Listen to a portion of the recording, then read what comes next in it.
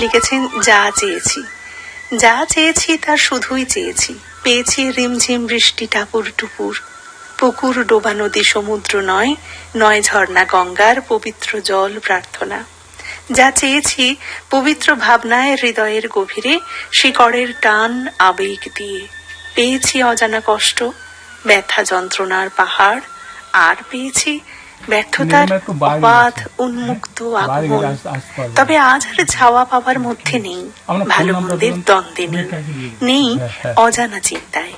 তার মানে এই নয় যে হেরে গেছি, ব্যর্থ হয়েছি। সময় শিক্ষাগুরু হয়ে শিক্ষিত করেছে, যা চেয়েছি তা পাইনি, যা পেয়েছি তা চাইনি। একথা সম্পূর্ণ ঠিক নয়।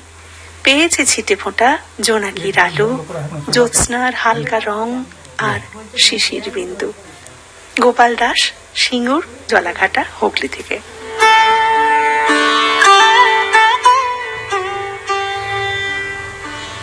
এই চাওয়া পাওয়ার দ্বন্দ্বেই আমাদের জীবন বাঁধা। কখনো যা চাই তা পাই না, আবার যা পাই হয়তো তা চাই না।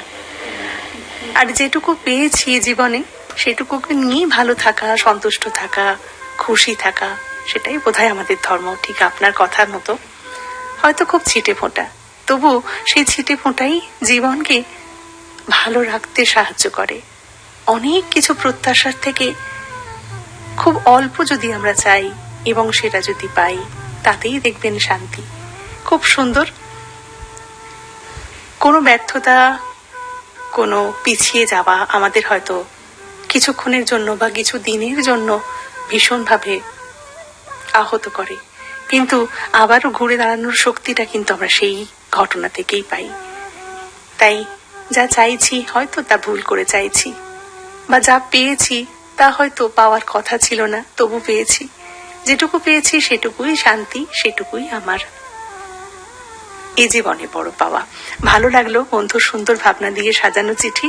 আরো অনেক চিঠি লিখুন, আনন্দধারাকে ভালোবেসে পাশে থাকুন।